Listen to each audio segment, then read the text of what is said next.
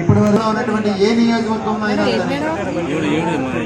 మీకు ఓటు ఉండి నియోజకవర్గంలో ఉద్యోగం చేస్తూ కూడా మేము బ్యాలెట్ ఇస్తా ఉన్నాం. దయచేసి మీ ఓటు హక్కును వినియోగించుకోవచ్చు. అలాగే ఏలూరు నియోజకవర్గంలో ఉద్యోగం వాళ్ళ దగ్గర కూడా ఆర్డర్స్ ఏదైనా ఉంటే వారికి కూడా బ్యాలెట్ ఇస్తా ఉన్నాం. వాళ్ళు కూడా ఓటు హక్కును వినియోగించుకోవచ్చు. మీకు ఎన్నికల విధులకు సంబంధించి ఉత్తర్వులు మీ దగ్గర ఉండి గతంలో ఫామ్ 12 ఇచ్చి మీకు లిస్టులో పేరు రాకపోతే మరొకసారి ఫామ్ 12 సబ్మిట్ మరొకసారి ఎవరైతే 4, 5 తేదీలలో పోస్టల్ బ్యాలెట్ ఏ ఉద్యోగస్తులు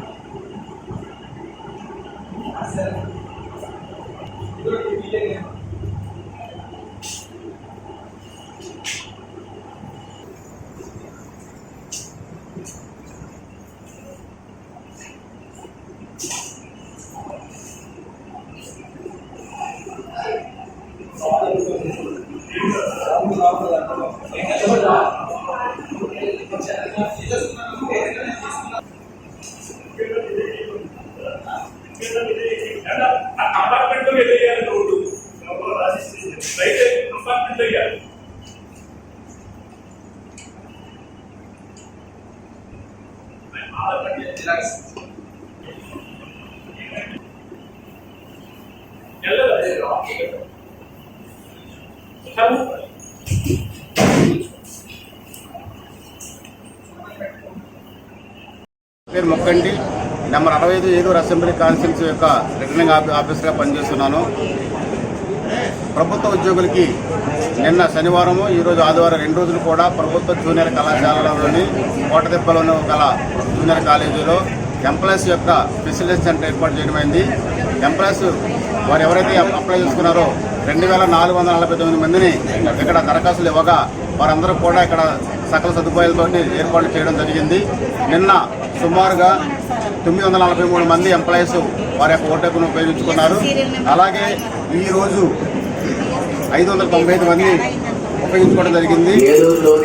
టోటల్గా 1705 మంది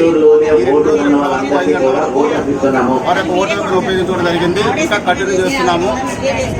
ఇక్కడ ఏలూరు కార్యశాలకు సంబంధించి 5 కౌంటర్లు ఏర్పాటు చేయడం జరిగింది. కేవలం ఏలూరు నియోజకవర్గంలో ఉన్నటువంటి ఎంప్లాయీస్కి, అలాగే విత్ ఇన్ ది డిస్ట్రిక్ట్లో ఉన్నటువంటి 6 కాన్స్టిట్యున్సీలకి 1 కౌంటరు, అలాగే రాష్ట్రంలో నుండి ఇతర కాన్స్టిట్యున్సీలకి 2 కౌంటర్లు ఏర్పాటు చేసి అందరికి కూడా టెంట్లు, కూలర్స్ ఏర్పాటు చేయడం జరిగింది. కూలింగ్ వాటర్ ఏర్పాటు చేయడం జరిగింది. హెల్ప్ డెస్క్లు ఏర్పాటు చేయడం జరిగింది.